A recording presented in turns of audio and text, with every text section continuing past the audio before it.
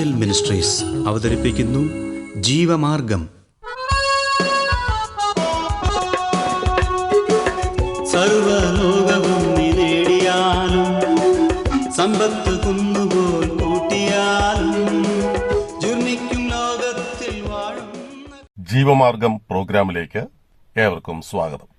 ഇന്ന് നമ്മോട് ദൈവവചനത്തിൽ നിന്ന് സംസാരിക്കുന്നത് ബ്രദർ ഐപ്പ് ചെറിയാൻ, ബാംഗ്ലൂർ. പ്രാർത്ഥനയോടെ ഈ സന്ദേശം ശ്രവിച്ചാലും. അപ്പോസ്തല പ്രവൃത്തികളുടെ പുസ്തകം 12-ാം അധ്യായമാണ് നമ്മൾ ചിന്തിക്കുന്നത്. നമ്മൾ കഴിഞ്ഞ ആഴ്ച പത്രോസിനെ ഹെരോദാവ് ജയിലിൽ ഇട്ട കാര്യമാണ് വായിച്ചത്. ഇന്ന് നമുക്കതിൻ്റെ തുടർന്നുള്ള ഭാഗം നോക്കാം. അപ്പോസ്തല പ്രവൃത്തികൾ 12-ാം അധ്യായത്തിൻ്റെ 7 മുതലുള്ള വാക്യങ്ങൾ ഞാൻ വായിക്കുന്നു. പെട്ടെന്ന് കർത്താവിൻ്റെ ദൂതൻ അവിടെ പ്രത്യക്ഷനായി. അറയിലൊരു വെളിച്ചം പ്രകാശിച്ചു.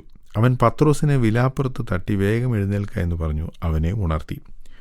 ഉടനെ അവൻ്റെ ചങ്ങല കൈമേൽ നിന്ന് വീണുപോയി. ദൂതൻ അവനോട് അരകെട്ടി ചെരുപ്പിട്ട് മുറുക്കുക എന്ന് പറഞ്ഞു. അവൻ അങ്ങനെ ചെയ്തു.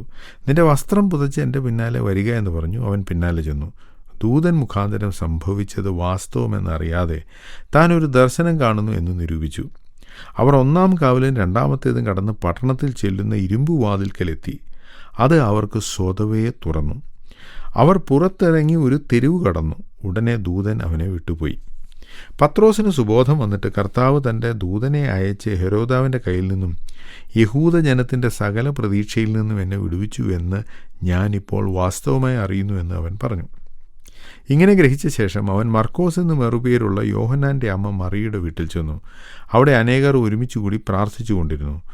അവൻ പടിപ്പുര വാതിൽക്കൽ മുട്ടിയാറെ റോദ എന്നൊരു ബാല്യക്കാരത്തി വിളി കേൾപ്പാൻ അടുത്തു വന്നു. പത്രോസിൻ്റെ ശബ്ദം തിരിച്ചറിഞ്ഞു. സന്തോഷത്താൽ പടിവാതിൽ തുറക്കാതെ അകത്തേക്ക് കൂടി പത്രോസ് പടിപ്പുരയ്ക്കൽ നിൽക്കുന്നു എന്നറിയിച്ചു. അവർ അവളോട് നിനക്ക് ഭ്രാന്തുണ്ട് എന്ന് പറഞ്ഞു. അവളോ അല്ല, ഉള്ളത് തന്നെ എന്ന് ഉറപ്പിച്ചു പറയുമ്പോൾ അവൻ്റെ ദൂതനാകുന്നു എന്നവർ പറഞ്ഞു. പത്രോസ് മുട്ടിക്കൊണ്ടിരുന്നു. അവർ തുറന്നപ്പോൾ അവനെ കണ്ടു വിസ്മയിച്ചു. അവർ മിണ്ടാതിരിപ്പാൻ അവൻ ആംഗ്യം കാട്ടി. കർത്താവ് തന്നെ തടവിൽ നിന്ന് പുറപ്പെടുവിച്ച വിവരം പറഞ്ഞു കേൾപ്പിച്ചു. ഇത് യാക്കോബിനോടും ശേഷം സഹോദരന്മാരോടും അറിയിപ്പിൻ എന്ന് പറഞ്ഞു. പിന്നെ അവൻ പുറപ്പെട്ടു വേറൊരു സ്ഥലത്തേക്ക് പോയി.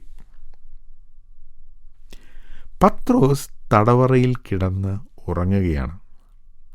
അതൊരത്ഭുതമാണ്. കാരണം പിറ്റേ ദിവസം പത്രോസ് കൊല്ലപ്പെടാനുള്ള എല്ലാ സാധ്യതയുമുണ്ട്. എന്നിട്ടും പത്രോസ് ഉറങ്ങി. അത് വളരെ ഗാഢമായ ഒരു ഉറക്കമായിരുന്നു. കാരണം ഒരു ദൂതൻ ആ അറയിൽ വന്നു. അവിടെ വലിയ വെളിച്ചമുണ്ടായി. പണ്ട് കാലത്തെ തടവറകൾ ഇരുട്ടിലായിരുന്നു. അവിടെ ഒരു വെളിച്ചവും ഉണ്ടാകുകയില്ല. ഇന്നത്തെ പോലെ കറണ്ടൊന്നുമില്ല. മാത്രമല്ല, വെളിച്ചമുണ്ടെങ്കിൽ തന്നെ അത് തടവുപുള്ളികൾക്കുള്ളതല്ല. അവർ ഇരുട്ടിലാണ്. ഇരുട്ടിൽ വലിയൊരു വെളിച്ചം വന്നിട്ടും പത്രോസ് അറിയുന്നില്ല, താൻ ഉറങ്ങുകയാണ്. ആ ദൂതൻ പത്രോസിനെ തട്ടി വിളിച്ചാണ് ഉണർത്തുന്നത്. വെറുതെ പേര് വിളിച്ച് ഉണർത്തുകയില്ല, തട്ടി വിളിച്ചിട്ടാണ് താൻ ഉണർന്നത്. എന്തൊരു ഉറക്കമായിരുന്നു എന്ന് ആലോചിച്ച് നോക്കൂ. ദൂതൻ പറഞ്ഞു, വേഗം എഴുന്നേൽക്ക. ഈ സമയത്ത് പത്രോസിൻ്റെ കയ്യിലുണ്ടായിരുന്ന ചങ്ങല താഴെ വീണു. നമ്മളൊക്കെ നല്ല ഉറക്കത്തിൽ എന്തെങ്കിലും ഉണ്ടായാൽ, ആരെങ്കിലും നമ്മളെ വിളിച്ചുണർത്തിയാൽ, എന്തെങ്കിലും കാര്യം ചോദിച്ചാൽ, അല്ലെങ്കിൽ എന്തെങ്കിലും ഒരു ന്യൂസ് നമുക്ക് തന്നാൽ ആദ്യം നമ്മളത് സ്വപ്നമാണ് എന്ന് വിചാരിക്കും. പത്രോസിനും അത് തന്നെ ഉണ്ടായി. പത്രോസ് ആദ്യം വിചാരിച്ചിരുന്നത് ഇതൊരു ദർശനം അല്ലെങ്കിൽ സ്വപ്നമാണെന്നാണ്. എന്നാൽ ദൂതൻ അവനോട് പറയുകയാണ്, നീ ചെരുപ്പിട്, അരകെട്ട്, വസ്ത്രമെടുത്ത് പുതക്കി. ഇതൊക്കെ ചെയ്യുകയാണ്. ഒന്നും കളയണ്ട, വസ്ത്രമൊന്നും കളയണ്ട, എല്ലാം എടുത്തോളൂ. അതെല്ലാം എടുത്ത് 2 കാവൽ കടന്നു. അപ്പോൾ ഈ ജയിലിനകത്ത് ചങ്ങലക്കിട്ടിരിക്കുന്ന ആളാണ്. ചങ്ങല വീണു, വാതിൽ തുറന്നു. പിന്നെ 2 കാവൽ കടന്നിട്ടാണ് പുറത്തുള്ള ഇരുമ്പ് വാതിലിനടുത്തെത്തിയത്. അവിടെ ഒരു ഇരുമ്പ് ഗേറ്റുണ്ട്. അതുവരെ ഈ ദൂതൻ പത്രോസിനോട് കൂടെ ഉണ്ടായിരുന്നു. അവർ ഇരുമ്പ് ഗേറ്റ് കടന്നു എന്നാണ്. അവിടെ വന്നു കഴിഞ്ഞപ്പോൾ പിന്നെ ദൂതൻ പോയി. പത്രോസ് തനിയാണ്. ഈ ജയിലിൽ നിന്നും രക്ഷപ്പെടാൻ പത്രോസ് വിചാരിച്ചാൽ സാധിക്കില്ല. അതിന് ദൈവം സഹായിക്കണം. അപ്പോൾ ദൈവം തൻ്റെ ദൂതനെ അയച്ച് പത്രോസിനെ ജയിലിൽ നിന്നും പുറത്ത് വഴിയിൽ കൊണ്ടയാക്കി. എന്നിട്ട് ദൂതൻ പോയി. നമുക്ക് ചെയ്യാൻ പറ്റാത്തത് ദൈവം നമുക്ക് ചെയ്തു തരും. നമുക്ക് ചെയ്യാവുന്നത് നമ്മൾ ചെയ്യണം. അതാണ് ഇവിടെ ഉണ്ടായത്. ഇത്രയുമായി കഴിഞ്ഞപ്പോൾ പത്രോസിന് ഒരു കാര്യം മനസ്സിലായി, ഇത് സ്വപ്നമല്ല, ഇത് വാസ്തവമാണ്. അപ്പോൾ താൻ ഓർത്തു, ഹെരോദാവിൻ്റെ കയ്യിൽ നിന്നും എന്നെ കൊല്ലുവാൻ നോക്കിയിരിക്കുന്ന യഹൂദജനത്തിൻ്റെ പ്രതീക്ഷയിൽ നിന്നും ദൈവം എന്നെ വിടുവിച്ചു. അദ്ദേഹം നേരെ തനിക്ക് വേണ്ടി പ്രാർത്ഥിക്കുന്ന ആളുകളുള്ള വീട്ടിലേക്ക് പോയി. തനിക്കറിയാം ഇന്ന വീട്ടിലാണ് അവർ കൂടാൻ സാധ്യതയുള്ളത്, അവിടെയായിരിക്കും അവർ പ്രാർത്ഥിക്കുന്നത് എന്ന്. താൻ അവിടെ ചെന്ന് വാതിലിന് മുട്ടുകയാണ്. വാതിലിന് മുട്ടിയപ്പോൾ ആരോ വന്ന് വാതിലിൽ ആരാണെന്ന് ചോദിച്ചു. അപ്പോൾ പത്രോസ് പറഞ്ഞു, ഇത് ഞാനാണ്. പത്രോസിൻ്റെ ശബ്ദം കേട്ടിട്ട് പത്രോസ് ആരാണെന്ന് മനസ്സിലാക്കിയ ഒരു പെൺകുട്ടിയെക്കുറിച്ച് നമ്മളവിടെ വായിക്കുന്നു, രോധ. അവൾ വാതിൽ തുറക്കാതെ അകത്തേക്ക് ഓടിച്ചെന്ന് പത്രോസ് വാതിൽ നിൽക്കുന്നു എന്ന് പറഞ്ഞു. അപ്പോൾ അവളുടെ പെരുമാറ്റത്തിൽ നിന്ന് തന്നെ നമുക്കൊരു കാര്യം മനസ്സിലാവും. അവർ പ്രാർത്ഥിച്ചുവെങ്കിലും അസാധ്യമായ ഒരു കാര്യമാണ് പത്രോസ് ജയിലിൽ നിന്ന് രക്ഷപ്പെടുക എന്നുള്ളത് എന്നവർ മനസ്സിലാക്കിയിരുന്നു. അത്ര വലിയ അതിശയമാണ് അന്ന് അവിടെ നടന്നത്. അന്ന് അത്ഭുതങ്ങളൊക്കെ നടക്കുന്ന കാലമാണെങ്കിലും അവർ പോലും ആശ്ചര്യപ്പെട്ടു. ആ പെൺകുട്ടിക്ക് വിശ്വസിക്കാൻ കഴിഞ്ഞില്ല. അവൾ ഓടിച്ചെന്ന് അകത്ത് പറയുകയാണ്, പത്രോസ് വാതിൽക്കൽ നിൽക്കുന്നു.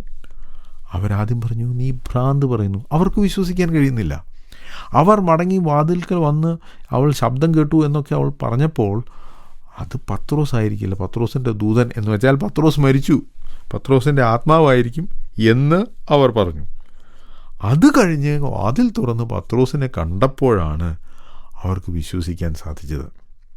ഞാൻ മുമ്പ് പറഞ്ഞല്ലോ, അത്ഭുതങ്ങളും അടയാളങ്ങളും ഒക്കെ വളരെയധികം നടക്കുന്ന ആ കാലത്ത് പോലും ഇവർക്ക് അതിശയം തോന്നത്തക്ക രീതിയിലുള്ളൊരു അത്ഭുതമാണ് അവിടെ നടന്നത്. അതിൻ്റെ കാരണം, ഒന്ന്, ഹെരോദാവിൻ്റെ കയ്യിൽ നിന്നും രക്ഷപ്പെടുക എന്നത് അസാധ്യമായിരുന്നു. അയാൾ രാജാവാണ്.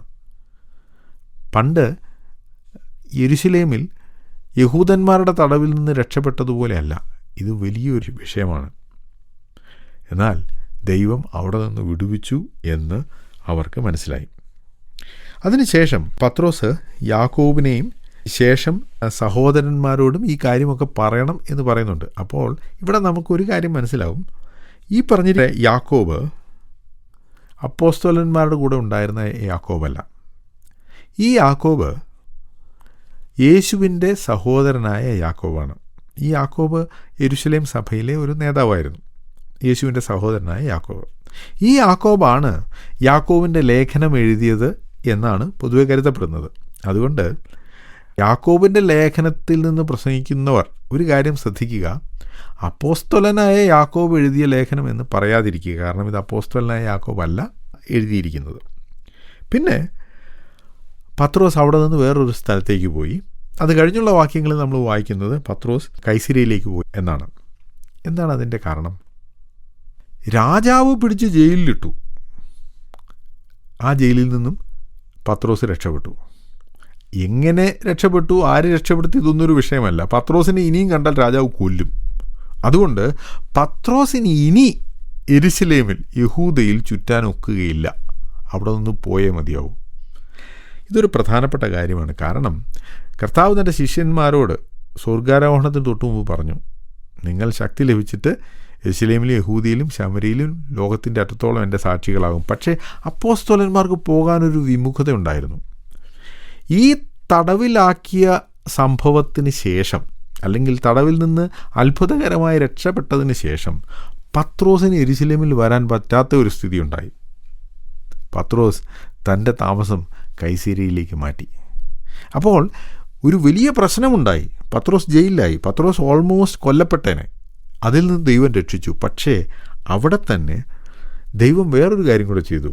അപ്പോസ്തലനായ പത്രോസ് യെരുശലേമിലല്ല ശുശ്രൂഷ ചെയ്യേണ്ടത്. ഇനി താൻ സുവിശേഷവുമായി ലോകത്തിൻ്റെ വിവിധ സ്ഥലങ്ങളിലേക്ക് പോകണം. അങ്ങനെ താൻ കൈസരിയിലേക്ക് പോകുവാനിടയായി. അങ്ങനെ ദൈവം തൻ്റെ പരിപാടികൾ അഭംഗുരം തുടർന്നുകൊണ്ടേയിരുന്നു. ഈ സന്ദേശം ശ്രദ്ധിച്ച എല്ലാ പ്രിയപ്പെട്ടവർക്കും കർത്തൃനാമത്തിൽ നന്ദി. ബൈബിൾ കറസ്പോണ്ടൻസ് കോഴ്സിൽ ചേർന്ന് പഠിക്കുവാൻ ആഗ്രഹിക്കുന്നവർ മേൽവിലാസം അയച്ചു തന്നാലും പ്രാർത്ഥനാ വിഷയങ്ങളും അറിയിക്കുമല്ലോ.